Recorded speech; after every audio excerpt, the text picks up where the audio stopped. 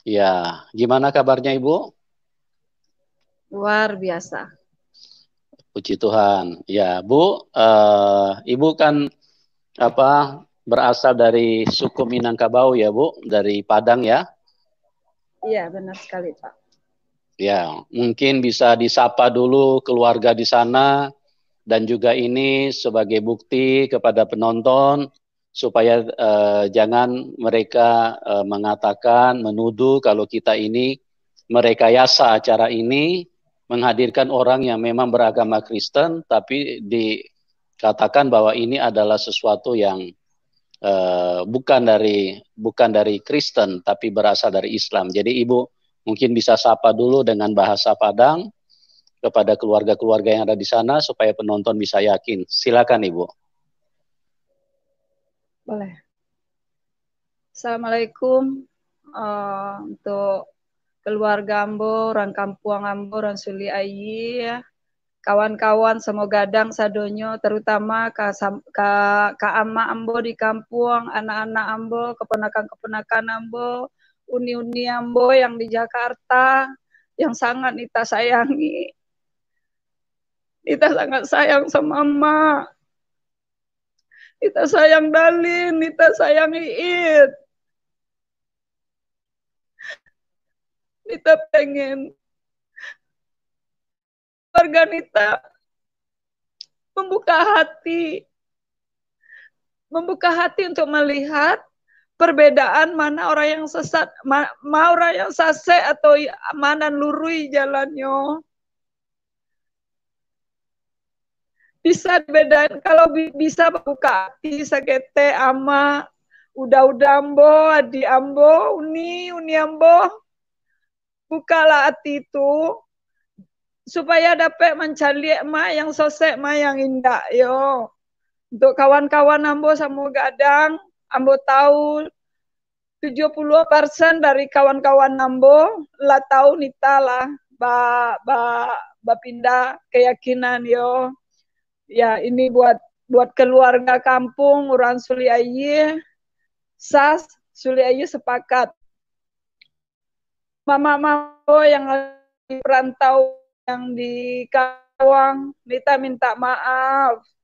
Bukan Nita, indak tahu jo jalan, indak tahu jo keluarga, indak tahu jo orang kampung, tapi ikolah panggilan Nita. Untuk itu, kalau ada keluarga yang menonton, mungkin kesempatan menonton YouTube kok, Nita mohon tanda kasih sayang Nita ke sama kak mama, kak adik-adik, ke sanak-sanak, buka hatinya sakete aja cari kebenaran orang. Cari kebenaran orang lain pula gitu.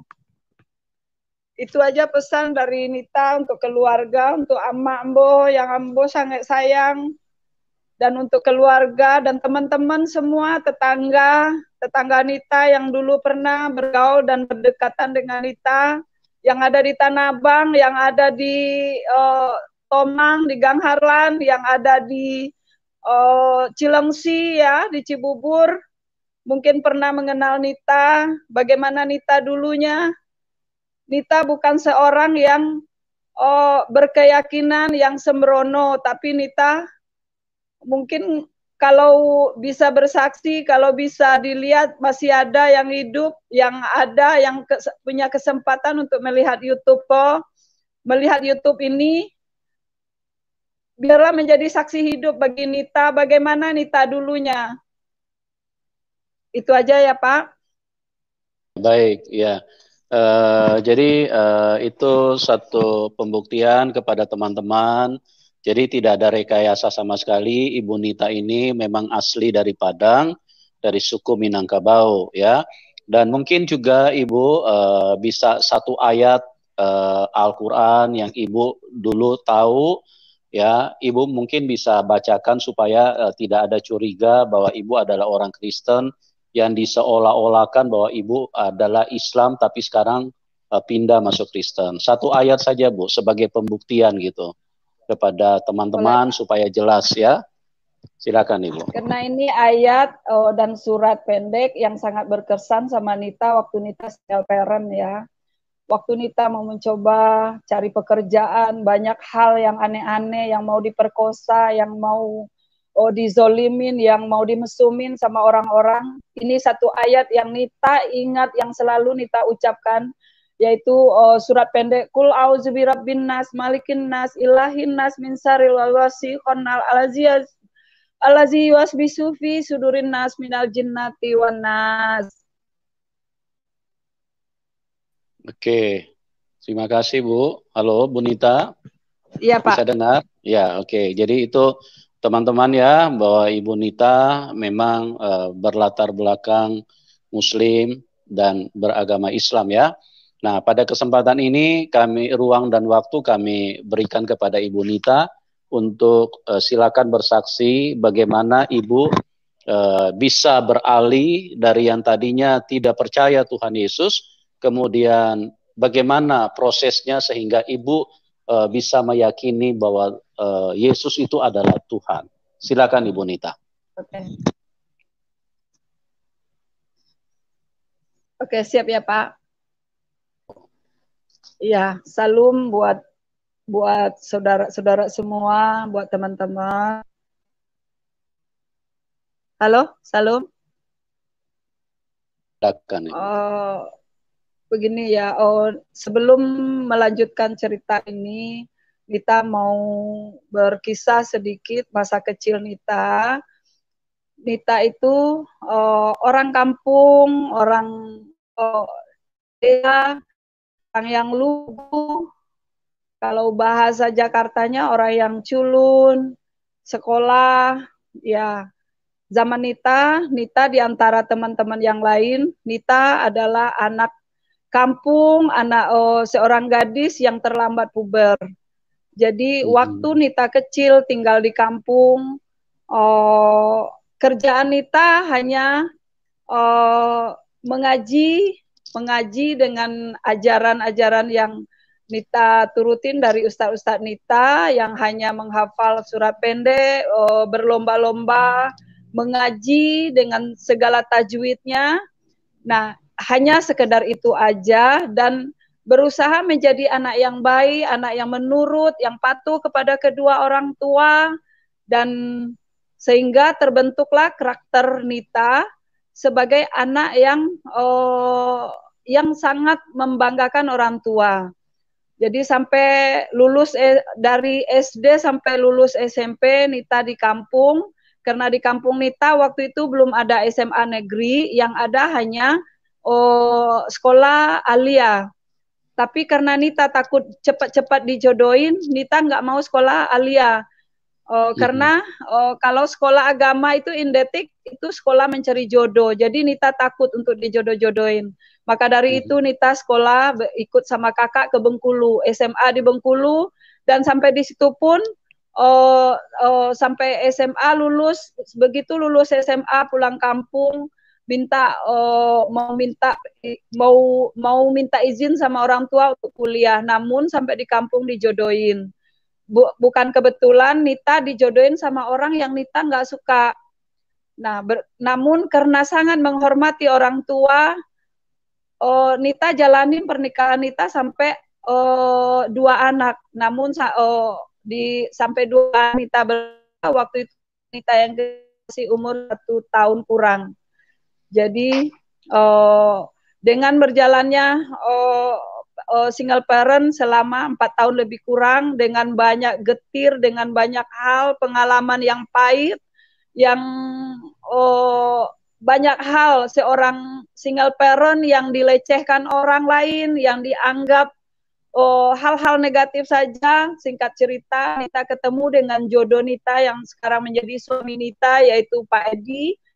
Nah, waktu itu Pak Edi, dia juga baru bercerai dengan istrinya. Saya juga tidak tahu, tetapi waktu itu saya tahu dia sudah duda. Saya menikah dengan Islam, dan suami saya seorang Buddha ikut ke Islam karena saya menikah dengan Pak Edi.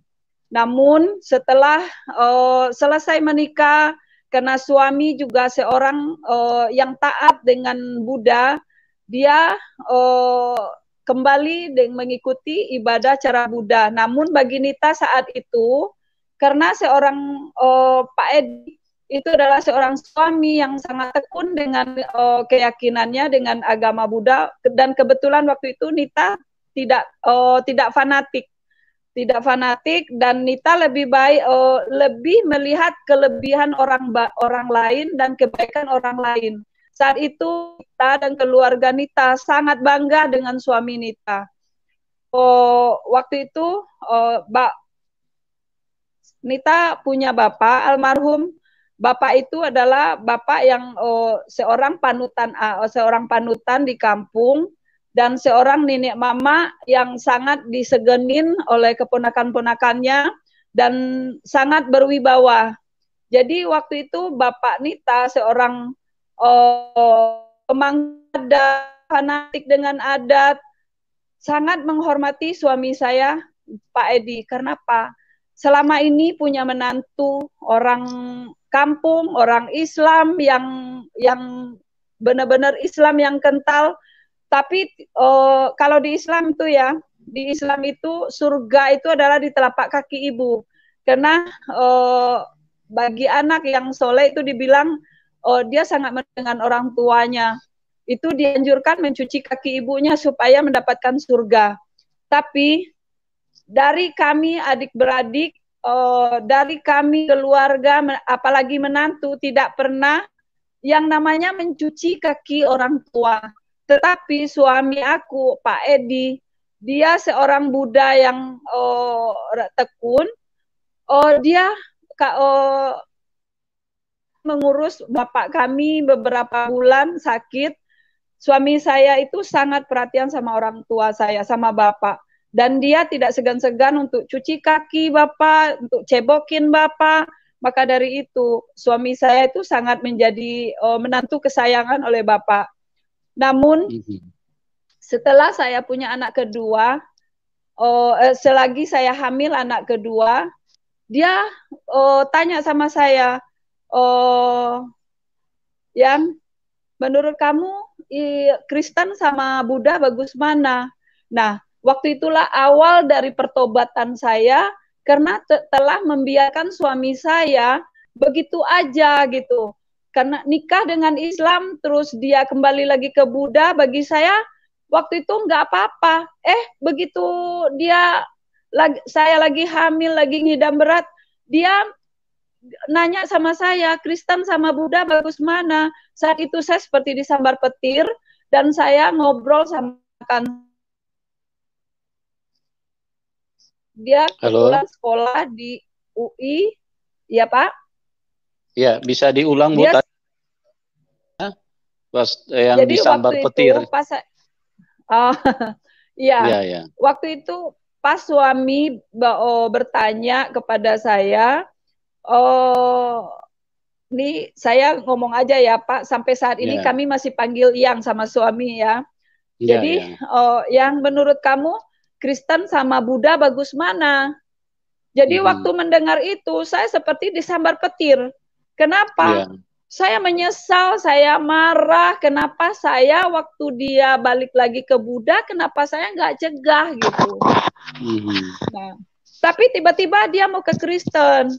Waktu itu saya bilang sama suami, kenapa kamu nanya-nanya seperti itu?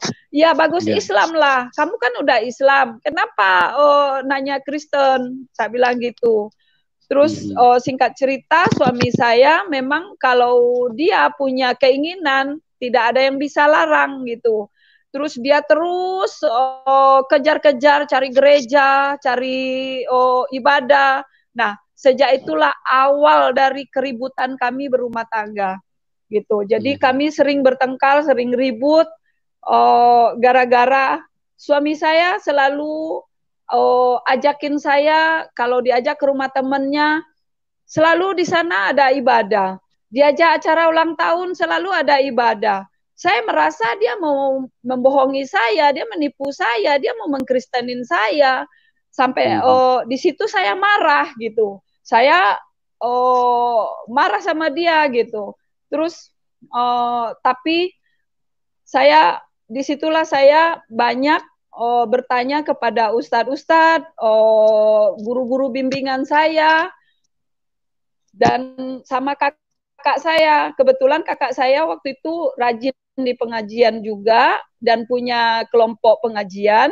Saya nggak tahu pengajian apa dia, tapi waktu itu saya diberi kaset mantan biarawati Haji Rene katanya waktu itu.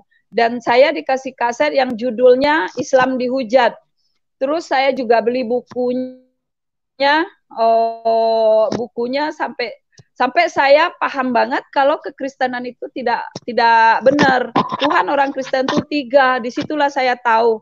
Yang sebelumnya waktu saya masih SMP, SD, sampai saat saya bertentangan dengan suami itu, saya tidak pernah tahu dan tidak pernah mau tahu apa itu Kristen, apa itu keyakinan orang lain, dan tidak ada urusan sama saya. Karena bagi kami waktu itu agamamu bagimu dan agamaku bagiku. Kita nggak boleh saling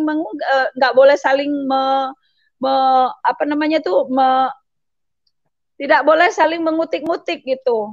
Jadi saat itu saya baru tahu kalau Tuhan orang Kristen itu 3, kalau Alkitab orang Kristen itu palsu, terus banyak hal yang sering saya balikin kepada suami. Namun suami saya adalah seorang suami yang gigih, suami yang ingin dia dengan istrinya satu iman dan satu keyakinan, karena menurut dia waktu itu dia meyakini benar bahwa Kristen itulah yang benar gitu. Sehingga saat dia baca Alkitab, saat dia habis dari ibadah, dia memaksa saya. Tapi memaksa di sini bukan memaksa seperti suami orang yang otoriter ya, bukan. Tapi dengan gigihnya tarik tangan saya untuk lihat ayat-ayat Alkitab yang cocok sama keyakinan saya, dengan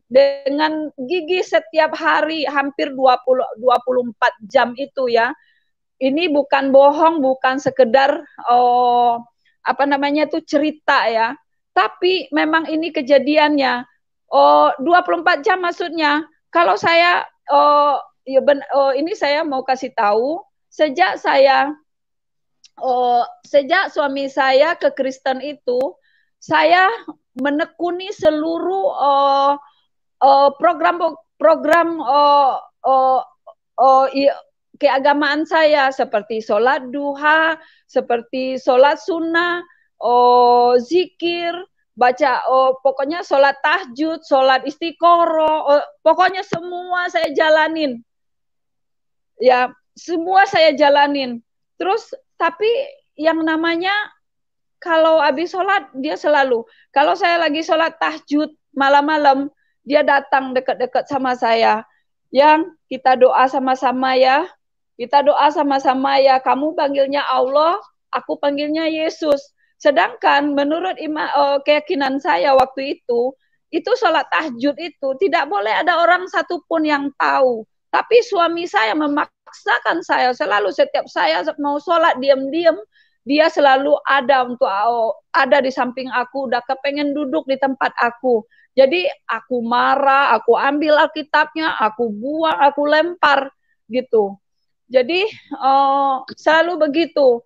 Kalau setiap pagi saya waktu itu ya, supaya tenang hatiku, damai, waktu itu saya punya anak laki-laki lagi sedang-sedangnya, lagi bandel-bandelnya. Waktu itu saya selalu belajar dari ceramah Agin saat itu. Jadi waktu itu Agin itu menjadi panutan saya. Jadi setiap hari saya dengar ceramah dia. Kalau dengar ceramah dia, hati saya tenang dikit. Jadi saya punya kesempatan untuk mendidik anak saya dengan ceramah-ceramahnya Agin. Itu saya kepada Agin itu benar-benar seperti guru saya yang sangat saya puja-puja. Jadi sampai akhirnya kami 5 tahun kemudian, sampailah kepada satu tantangan. Memang pernah waktu itu kami, suami saya selalu bilang, Bagi Tuhan Yesus tidak ada yang mustahil. Bagi Tuhan Yesus tidak ada yang mustahil. Saya sangat kesal kalau dia bilang bagi Tuhan Yesus tidak ada yang mustahil. Kenyataannya, kehidupan saya sejak dia Kristen itu, saya semakin susah, semakin susah. Oh, waktu itu kami adalah bos wartel ya, bos wartel. Jadi sejak dia ke Kristen itu urusan wartel tidak pernah diurus lagi. Giliran mau bayar gade rumah, gade mobil, semua. Jadi saya makin marah, makin marah, makin marah. Suatu saat saya bilang, kalau memang Tuhan kamu Yesus itu tiada yang mustahil, saya bilang gitu. Saya kasih waktu 2 tahun. Kamu kalau bisa balikin semua harta benda kita yang sudah dijual-jual ini, saya bilang itu yang sudah digade-gade ini, balik lagi semua, saya ikut kamu. Saya bilang gitu, saya ikut Kristen. Tapi kalau tidak, kamu ke Islam. Dengan berjalannya waktu, sampailah waktu 2 tahun itu. Jangankan banda-banda semua balik, yang ada rumah tinggal juga, tinggal ngontrak gitu. Jadi semua habis. Singkat cerita waktu itu saya putuskan untuk bercerai. Kebetulan waktu itu keponakan saya menikah sekitar bulan 9 2007 ya. Jadi waktu itu kami bercerai. Karena bercerai di Islam itu mudah sekali. Kenapa? Disaksikan oleh keluarga, itu sudah sah cerainya gitu. Jadi waktu bercerai itu bukan cerai biasa, jadi cerai talak 3 langsung. Namun setelah bercerai, tapi saya mau cerita dulu. Sebelum bercerai saya sudah persiapkan semuanya. Saya mau jualan bakso, jualan soto, jualan nasi uduk, buka salon, punya wartel. Semua berkatku tertutup. Tidak ada satupun yang bisa memberi saya makan dari berkat yang saya kerjakan itu sebelum waktu kami bertentangan. Namun setelah bercerai kami tuh nol. Nah, saya cuma punya satu-satunya ada tanah. Saya jual tanah saya ini, maksudnya buat modal bagi saya setelah bercerai ini. Saya pindah ke Lampung, namun tanah itu sudah dijual sama Pak RT tapi tidak bilang sama saya. Sudah kasih uang DP tapi tidak bilang sama saya. Waktu saya proses 3 bulan kurang lah ya, waktu itu saya mau dimakan untuk sore aja tidak punya uang. Untuk semua nggak punya uang. Saya punya salon di rumah, salonnya itu tidak ada pengunjung, wartel tidak ada. Akhirnya sama yang tuan tanah yang waktu itu saya ngontrak tanah tempat saya waktu itu, saya dikasih tempat jualan nasi uduk. Saya jualan nasi uduk, yang punya jualan itu tadinya kalau setiap hari dia jualan tuh paling sedikit 7 liter. Kalau Sabtu Minggu 11 liter. Saya jualan 3 liter aja itu saya yang makan sama anak-anak. Sehingga saya nggak tahu, semua tertutup. Akhir cerita saya ada bapak-bapak orang perumahan. Waktu itu saya tinggal di depan perumahan ya. Jadi ada orang perumahan lagi telepon di wartel saya. Dia tanya, ini salon ibu mana bisa laku? Katanya tempatnya nggak strategis. Terus ini bla bla bla. Ibu bisa salon, mendingan ibu datang aja ke rumah-rumah, ibu kasih promo biar ibu yang datang ke rumah, karena di sini perumahan elit, jadi mereka nggak mau ke salon seperti ini, katanya gitu.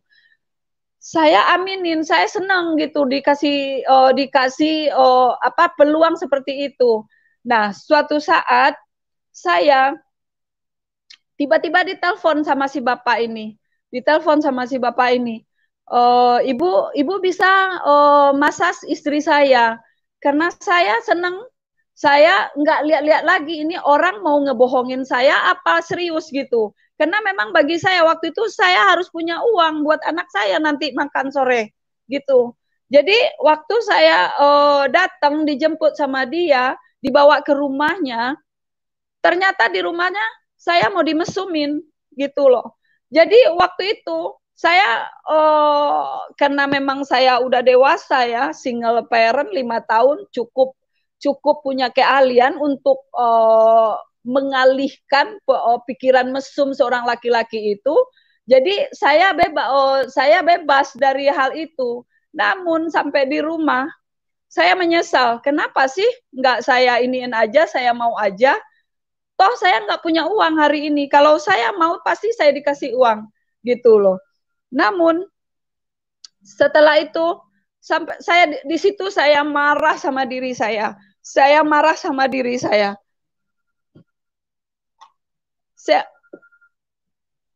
Saya marah sama diri saya. Saya bilang, oh, kenapa hal ini bisa terjadi? Kalau kenapa saya buat makan aja susah? Saya mau ngasih makan yang halal buat anak saya. Kenapa nggak bisa gitu? Jadi waktu itu saya marah dan suatu saat saya rindu anak saya sekolahnya lanjut. Saya lihat yayasan di depan sana, saya nggak tega kasih anak saya untuk bisa meneruskan kehidupan buat anak saya. Terus saya nunggu-nunggu cari waktu untuk datang ke AA Agim untuk sekolahin anak saya. Asal anak saya sekolah dan berpendidikan agama yang baik, saya rela mau jadi pembantu di yayasan AA Agim. Namun apa yang saya dengar saat itu pertama kali saya marah dan semua sholat, gaji, apa semua saya tolak semuanya. Waktu itu saya dengar Agin menikah lagi. Jadi saya marah, saya nggak mau sholat lagi. Jadi anak saya mau diapakan, anak saya mau dikemanakan gitu. Jadi saya datang ke keluarga besar saya banyak yang kaya. Saya datang kepada dia tolak saya.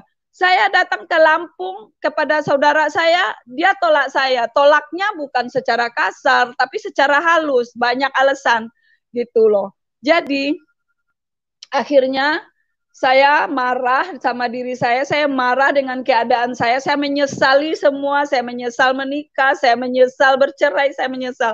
Dalam kondisi saat itu, suami saya datang. Entah kenapa, entah bagaimana, saat itu saya melihat suami saya, salah suami saya tuh apa gitu loh. Kenapa saya harus cerai?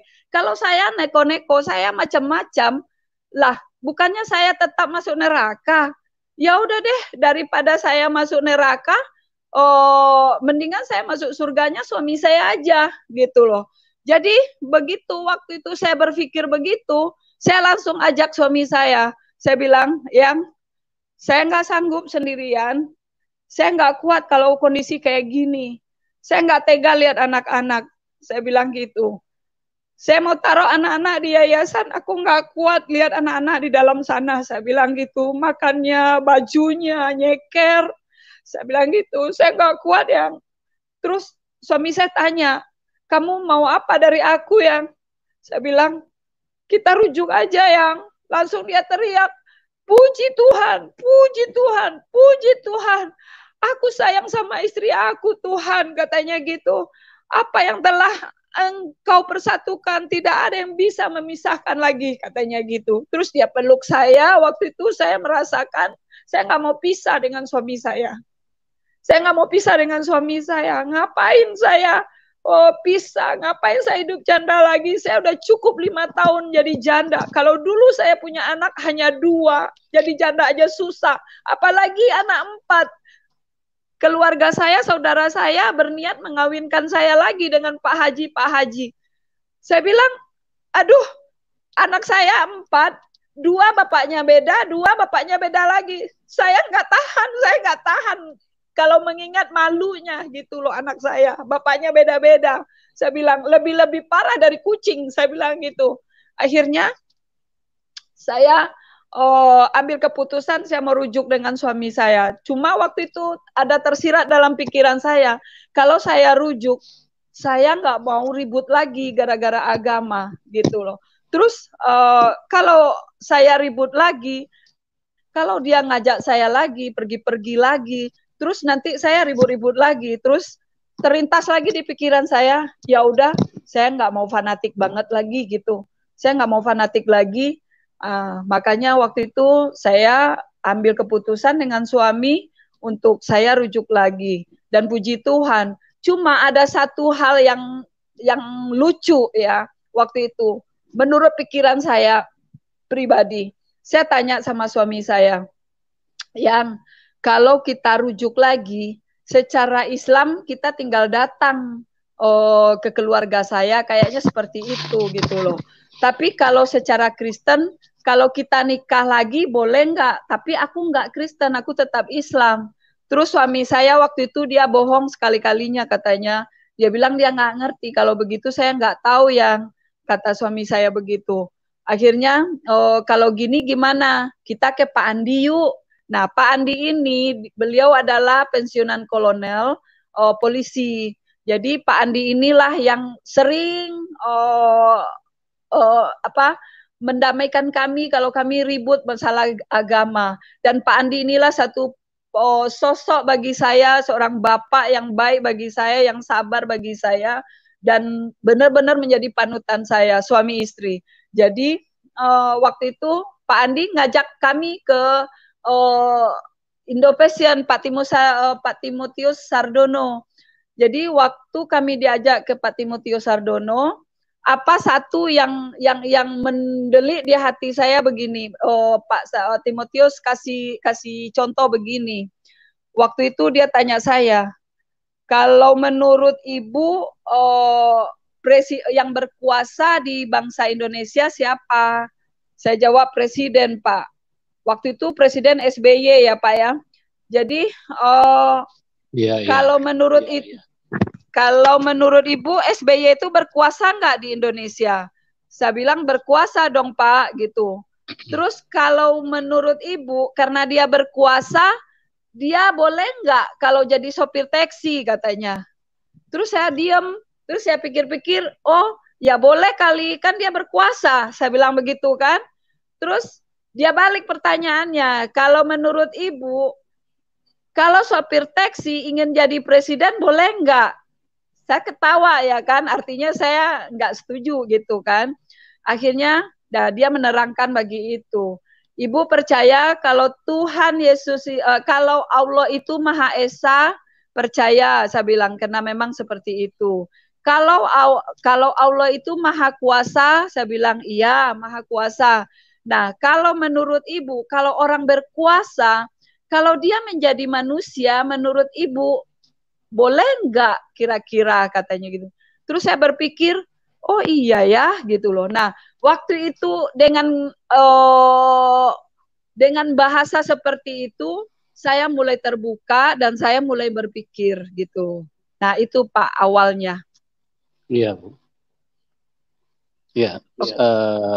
Puji Tuhan ya. Masih ada yang mau ditambahkan Ibu? Ibu Nita? Masih ada yang mau ditambahkan Ibu? Jadi waktu selama Ibu berpisah dengan suami, itu istilahnya bagaimana prosesnya Ibu lewati? Baik waktu dari itu mungkin karena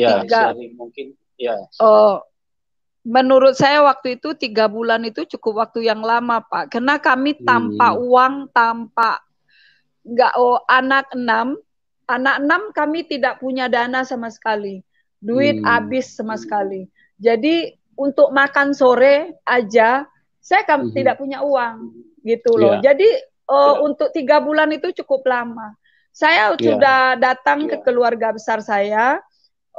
Dia cukup berduit waktu itu. Saya tahu dulu dia waktu almarhum bapak saya ada, dia sangat menghormati bapak saya. Kalau saya datang juga dibaikin gitu. Tapi begitu saya cerita sama dia masalah saya, dia bilang apa sama saya? Dia udah nggak respect lagi sama saya sejak saya menikah dengan orang Cina, satu. Saya datang lagi kepada paman saya, satu lagi yang di Kranji. Dia juga bicara seperti itu. Terus salah saya apa? Saya bilang gitu. Terus saya pergi ke Lampung. Saya mau tinggal di Lampung.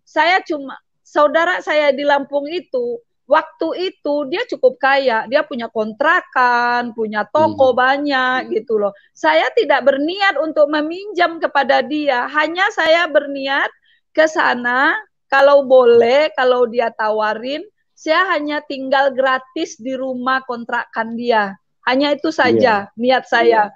Tapi ya begitulah. Jadi tidak ada yang meresponi gitu loh. Ibu itu ada yang membuat saya kecewa. Ibu ada meminta nasihat dari dari orang-orang yang Ibu waktu anggap itu banyak Pak Haji sebelum saya berpisah dengan suami ini itu beberapa kali ya. Kami sempat waktu itu panggil yang Islam Kristen ini itu dari Ramli Nawai. Ramli Nawai. Waktu itu sempat ada pertemuan dengan mahasiswa UI ya. Jadi waktu itu seolah-olah memang pendeta yang diajak sama suami saya ini enggak tahu apa-apa tentang Alkitab. Karena yang dipertanyakan waktu itu tentang yang dipertentangkan tentang korban Nabi Isa Ishak atau Ibrahim Isa atau Isa apa Ismail? Isa sama Ismail. Nah, akhirnya tidak clear dengan keadaan saya. Saat itu kami ejek pendeta ini. Nah, 1 bulan kemudian meninggal. Yang lebih berat lagi, Pak, waktu itu sempat mau dikonsultasikan ke yang mualah besar itu yang diajak dia yang muruk. Kami sempat mau pertemuan hari Sabtu. Hari Jumatnya yang saudara saya yang mau ajak suami saya ke sana itu meninggal. Jadi karena hari Sabtu mau ke sana, hari Jumat dia mau sholat Jumat, waktu ambil air wuduk dia kepleset, jatuh, kena jidatnya ke batu, meninggal. Jadi waktu itu sempat gentar hati kami, orang Kristen itu kayaknya apa namanya tuh? Ada kelebihan. Iya, gitu, seperti itu. Terus kakak saya juga sempat getar juga, nggak berani juga gitu. Nah, jadi itu yang hal-hal yang aneh yang kami lihat waktu itu. Terus satu lagi, waktu saya mau bercerai itu yang tanah saya mau dijual tadi, itu seharusnya Pak, itu uang udah ke tangan saya sebelum saya Kristen, gitu loh. Tapi uang itu ditahan oleh Pak RT yang jual tanah saya itu, karena saya serahin semua kepada dia. Dia tahan dulu untuk renovasi rumahnya, gitu loh. Tapi saya karena sudah tidak tahan lagi, lihat anak saya tidak makan, terus besok mau sekolah, terus saya udah nggak kuat lagi lihat anak-anak saya. Saya udah lebih dulu pengen rujuk dengan suami saya. Singkat cerita, waktu itu, kalau bukan caranya Tuhan, kalau tanah itu uangnya sempat ke tangan saya, mungkin saya nggak jadi ke Kristen. Gitu loh, mungkin. Tapi inilah cara Tuhan yang ajaib yang saya rasakan. Setelah itu, Pak, waktu saya masih baru-baru menimbang-nimbang untuk tidak fanatik sama suami saya, satu hal yang saya mau tantang Yesus, gitu loh. Ya, saya kalau ingat kalau saya nggak fanatik, berarti saya kemana suami saya pergi, berarti saya ikut juga dong, gitu loh. Nah, sedangkan maaf Pak ya, saya belum cerita. Waktu saya single parent, saya dulu terikat dengan rokok Pak, gitu ya. Karena saya anak orang salon juga waktu itu ya, pengaruh lingkungan ya. Jadi waktu saya menikah dengan suami ini tidak larang saya rokok, tapi dia hanya terbatuk-batuk kalau saya ngerokok. Namun kalau di depan dia saya tidak ngerokok, saya bisa tidak merokok. Tapi kalau ketemu dengan teman-teman gaul saya pasti ngerokok lagi gitu loh. Nah, waktu saya cerai, saya putus asa, saya marah sama jujur waktu itu saya marah sama Tuhan. Gitu loh. Saya sholat tahajud seperti itu, mungkin kalau dikumpul airnya semalaman itu bisa setengah ember kali, gitu ibaratnya ya Pak ya, ibaratnya, gitu loh. Tapi yang doa ya tinggal doa, nggak ada rasa gimana gitu Pak, sampai paginya ya sedih lagi, ya ribut lagi gitu. Itu yang saya rasain gitu loh. Nah, jadi waktu ibu berpisah sama suami itu ada yang ajak nikah nggak Bu? Waktu ibu ya, sempat pisah sama suami. ada yang nganjurin begini, Bu Nita nggak usah takut pisah sama Pak Edi. Seandainya Bu Nita nggak dapat jodoh, saya siap menjadi suami Bu Nita. Itu saya jijik, saya marah. Kalau saya ingat itu Pak, jijik. Saya sampai kepahitan sama orang lelaki. Saya tuh kalau berbicara seperti dengan Bapak sekarang nih, waktu saya masih Islam juga, karena waktu single parent Pak, saya sering sekali digoda sama suami teman sendiri. Dan beberapa teman saya berpisah dengan suaminya, dengan istrinya, gara-gara dia bilang kalau dia suami istri kalau diajak hubungan intim nggak mau, dia bilang begini, ya udah saya sama Sinita aja, sama Silinda aja gitu loh. Jadi sehingga saya Pak waktu itu kalau lihat mata laki-laki, saya kalau ngobrol sama laki-laki, saya tidak berani lihat mukanya. Kalau saya lihat mukanya, pasti dia ngajak saya mau hal-hal yang aneh gitu loh. Jadi sampai saya menjadi orang percaya, ikut Yesus, sejak itulah semua dibersihkan gitu. Jadi kepahitan-kepahitan seperti itu. Makanya waktu saya minta nasihat sama Pak Haji bicaranya seperti itu, saya benci, saya jijik gitu. Oke Bu. Ya, terus suaranya feedback Bu. Mungkin Ibu jangan nonton sambil nonton ini Bu.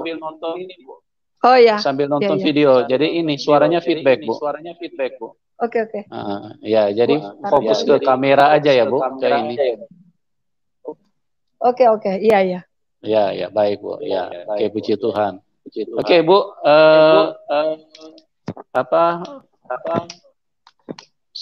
waktu setelah selesai ketemu Pak Sardono ya, Timotius Sardono, itu Ibu bagaimana proses kelanjutannya dengan Tuhan? Ya, boleh. Jadi waktu itu saya tadi bilang ngerokok ya Pak ya. Ya. Halo? Iya Bu, silakan. Halo? Handphonenya bisa di silent Bu? Handphonenya bisa di silent? Ya. Jadi bisa waktu itu saya tantang Tuhan feedback, Yesus. Masih ya Pak? Gimana nih? Ya di silent, handphonenya di silent. Handphonenya di silent Bu. Silent apa nak? Handphone saya di silent ya? Di silent itu apa nak?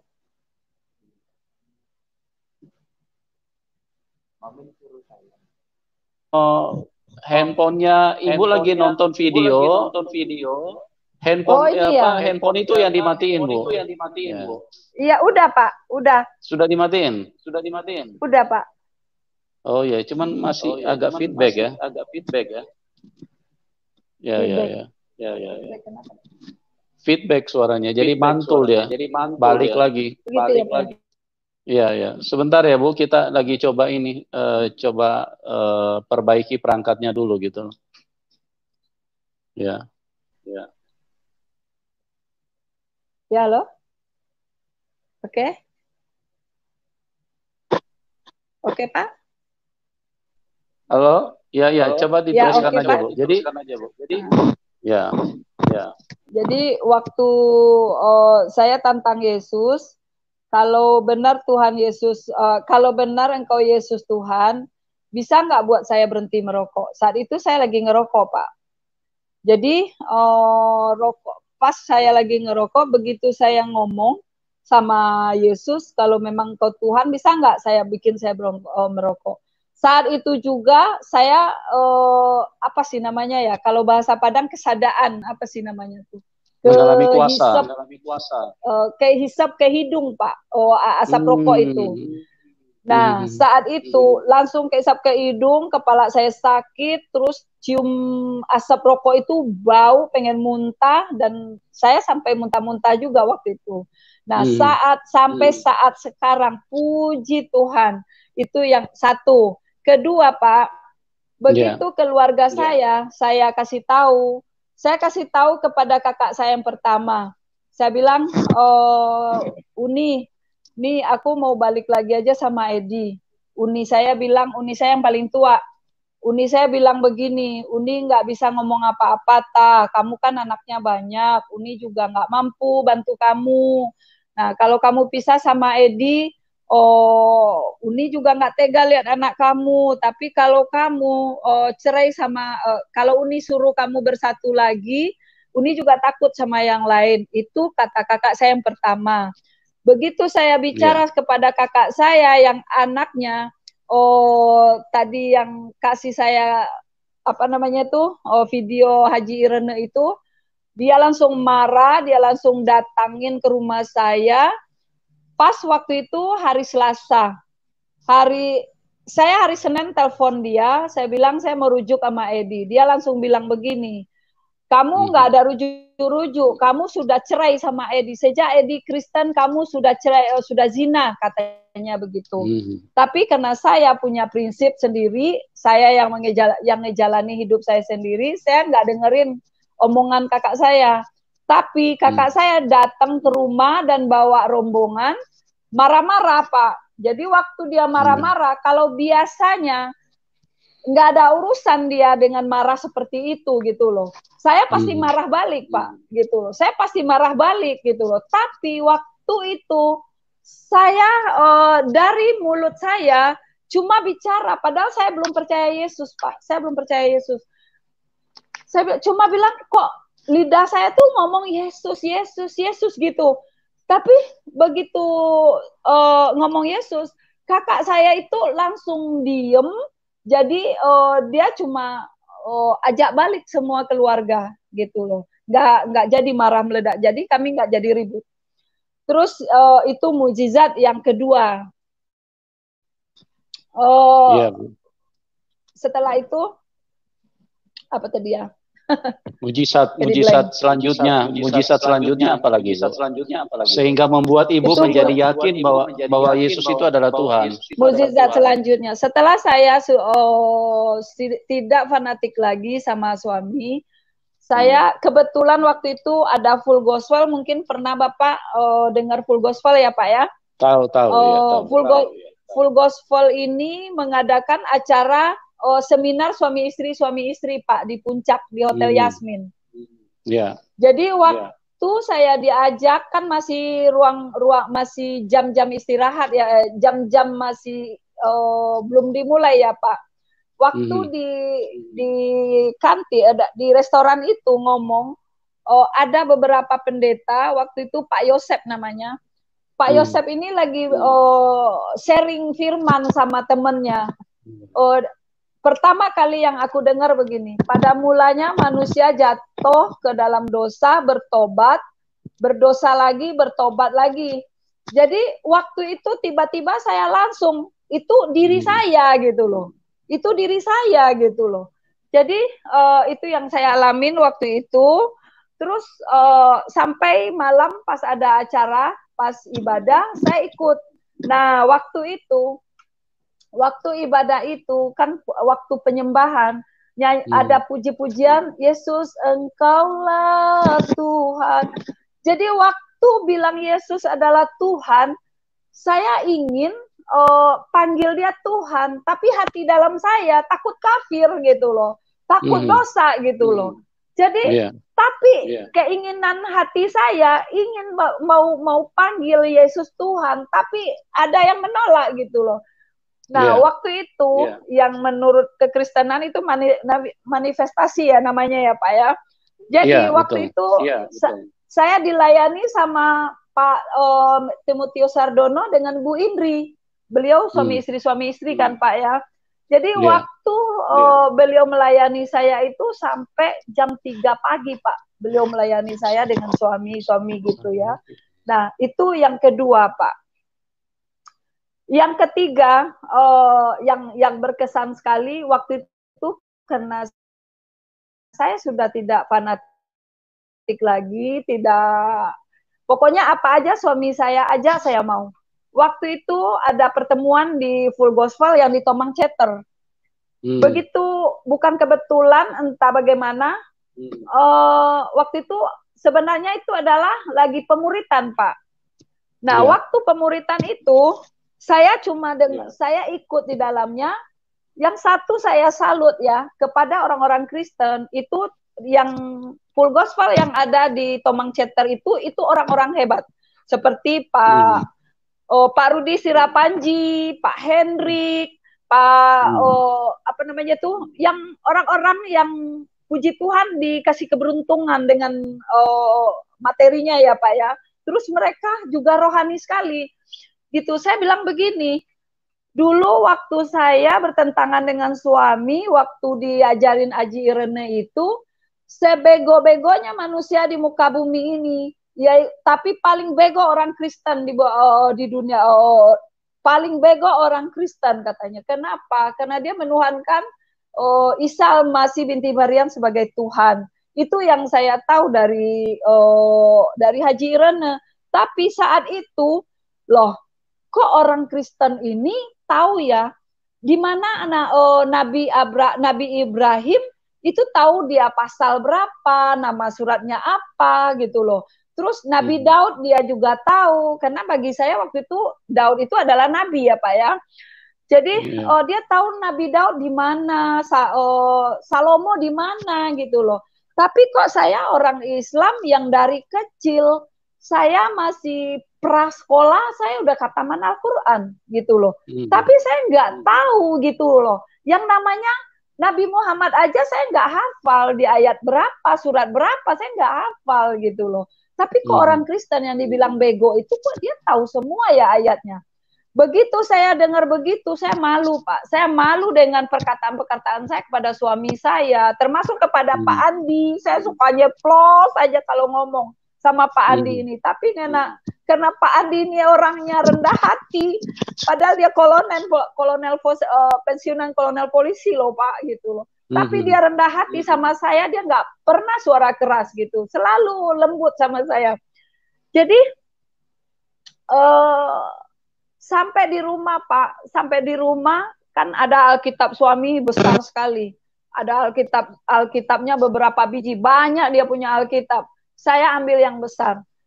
Begitu saya baca Alkitab sampai di rumah, begitu saya lihat dari pasal kalau orang Kristen kan dianjurin baca Alkitab dari Kejadian, dari Perjanjian Baru ya Pak. Tapi waktu itu saya taunya baca Alkitab tuh dari Kejadian, karena kalau Islam dari Al-Baqarah gitu ya. Akhirnya saya baca dari Kejadian. Loh, di situ tersirat di hati saya begini. Kalau Alkitab orang Kristen itu palsu, loh, kenapa di sini ditulis gitu loh?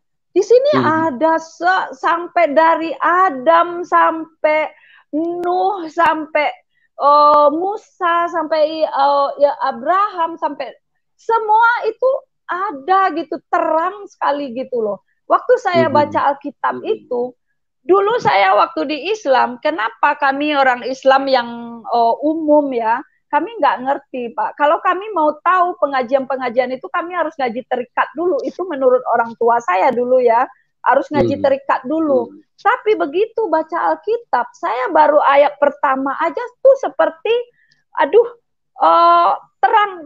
terang Pak. Jadi ngerti maksudnya. Saya penasaran Pak. Saya saya ambil Al-Quran saya yang ada terjemahannya. Saya baca Pak, sehingga waktu saya baca Al-Quran itu, di situ saya mengerti makna, arti dari Al-Quran yang sesungguhnya, gitu loh. Jadi, kok dulu saya ngaji nggak ngerti apa-apa maksud Al-Quran ini gitu loh. Tapi begitu saya baca Alkitab, saya melihat Al-Quran itu, oh ini loh maksud Al-Quran, oh ini loh maksud Al-Quran itu, maksud Al-Quran, ini sudah semua ada artinya di sini semua gitu. Jadi itu yang saya dapat Pak. Satu hal lagi, begitu saya baca Alkitab, saya udah mulai Saya udah mulai, apapun kegiatan suami saya yang rajin ikut. Saya yang rajin mengingatkan kepada suami. Nah, di gereja kita ini setiap hari Kamis ada doa puasa ya Pak. Begitu di doa puasa, saya belum Kristen loh Pak. Saya belum Kristen, masih buka hati, masih tidak fanatik gitu loh. Begitu waktu ikut doa puasa, saya tuh kalau mendengar WL berbahasa roh Pak, itu saya tuh seperti kok Tuhan itu kok baik banget ya. Kok Yesus itu kok baik banget. Aku nih orang berdosa gitu loh. Aku nih orang kotor gitu loh. Tapi kok waktu WL berbahasa roh tuh saya kok adem, kok enak, kok saya nggak mau lepas dari komunikasi sama Tuhan itu gitu loh. Jadi saya ngerasain itu kok indah semua gitu. Tapi dengan begitu awal-awalnya saya langsung minta dibaptis.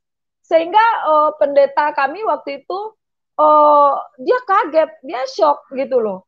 Loh, benar Bu Nita benar mau dibaptis? Iya Pak, saya mau dibaptis gitu loh. Singkat cerita, puji Tuhan, semua orang yang terlibat menginjili saya, mereka jauh lebih bersukacita. Mereka mensupport saya. Maksudnya bukan uang ya Pak ya. Bukan uang ya Pak, tapi mereka bersukacita, mereka kasih waktu buat saya untuk mensupport saya benar-benar. Terus saya bangga, waktu saya dibaptis, itu saya bangga banget, lengkap pendeta-pendeta dari Full Gospel, dari ini itu mereka hadiri saya, beri waktu buat menghadiri saya gitu. Jadi begitu saya minta dibaptis, setelah saya dibaptis, dan puji Tuhan saya dikirim oleh Tuhan ya, seorang pembina KUL, waktu itu sangat benar-benar mengayonin saya Pak, membimbing saya. Waktu saya mau KUL, saya dijemput, saya dijemput, saya diantar pulang, setiap mau KUL begitu, setiap ada doa-doa begitu, gitu. Puji Tuhan. Jadi ini yang menjadi mujizat bagi saya. Jadi sejak itu, serangannya Pak, begitu saya tergila-gila dengan Tuhan, saya mulai diusir. Diusir pertama. Tahun pertama saya diusir. Terus saya pindah dapat 3 bulan, saya diusir lagi. Akhirnya karena Pak Andi, Bapak rohani saya ini, dia tampung saya di rumahnya. Saya tinggal di rumahnya. Namun saya nggak enak hati. Karena apa? Karena Pak Andi ini udah tua, udah umur ya. Jadi saya nggak mau mengganggu kesehatannya dia. Karena suami saya sering pulang malam.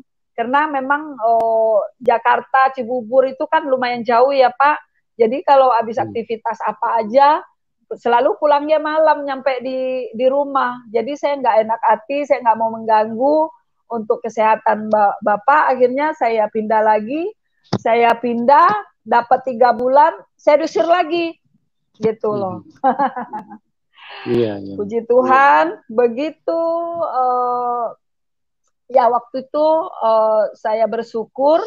Begitu saya dapetin bahasa roh, dan puji Tuhan, saya ada seorang hamba Tuhan yang membayari saya untuk ikut seminar Maurice Rulo, dan malam itu saya dapat bahasa roh, dan puji Tuhan lagi, saya setiap bulan ikut puasa Ester Pak di Kota Bunga Ibu Dora Kamsil Pak.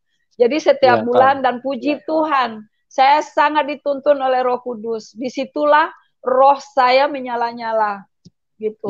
Itu Pak. Ya, puji Tuhan. Bu, sebelum kita lanjut, itu handsetnya coba dicabut dulu dari handphone, baru dipasang ulang, Bu.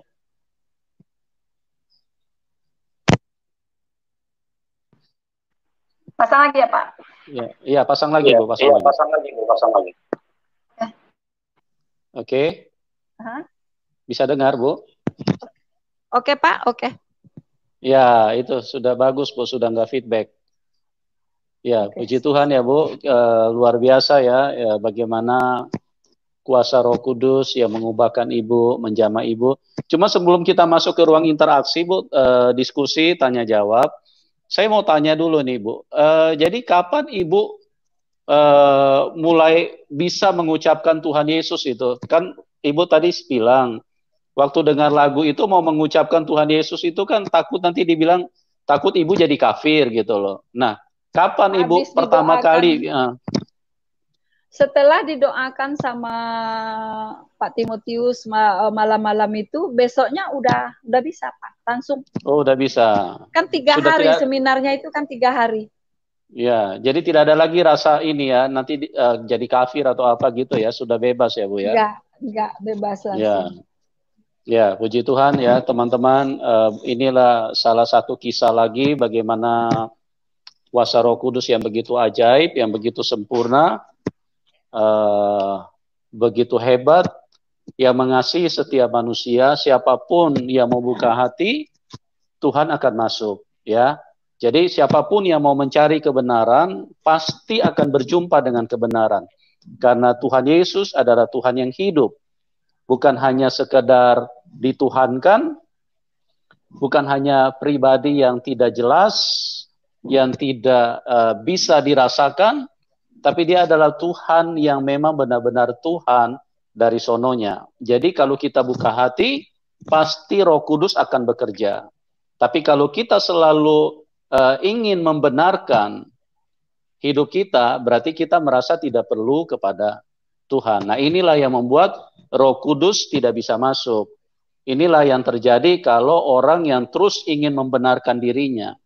Padahal kita ini manusia, mana ada yang benar. Kita ini seperti kesaksian Ibu Nita tadi, begitu dengar orang berbahasa roh, terasa bahwa kita ini sepertinya kayaknya kotor sekali, kayak najis sekali. Karena apa? Karena kita itu lagi didekatkan kepada kekudusan Tuhan. Pada saat kita didekatkan dengan kekudusan Tuhan, kita merasa begitu najis, begitu kotor. Dan ini dialami oleh semua orang yang membuka hati kepada Tuhan. Saya pun mengalami hal yang sama. Pada saat saya berjumpa dengan kekudusan Tuhan, saya rasa saya ini adalah orang yang paling najis di dalam dunia ini. Terlalu kotor hidup kita. Ya, itulah menunjukkan bahwa Tuhan yang sangat real, sangat nyata, Tuhan yang sempurna dan yang benar-benar Tuhan, pada saat Dia hadir itulah yang terjadi. Terima kasih atas semua partisipasi yang sudah bersama-sama dengan kami. Kami berdoa supaya setiap yang menyaksikan acara ini bisa mengalami berkat Tuhan dan bisa mengalami apa yang namanya rencana Tuhan. Ya, kami sangat mengasihi siapapun Anda, dari suku apapun, dari latar belakang apapun, dari denominasi apapun, dari kondisi sosial apapun, kami sangat mengasihi Anda semua. Kami berdoa dengan tulus, Tuhan Yesus memberkati Anda semua. Dan pada malam hari ini kami juga menyampaikan terima kasih kepada Bu Nita atas kesaksiannya yang begitu luar biasa. Dan kami berdoa Ibu terus semakin kuat di dalam Tuhan, dan semakin maju, semakin intim di dalam persekutuan, di dalam hubungan dengan Tuhan. Ya, Tuhan Yesus memberkati Ibu dan terus berkemenangan. Dan bagi semuanya saya sampaikan sekali lagi, salam kemenangan buat kita semua. Tuhan Yesus memberkati kita. Amin.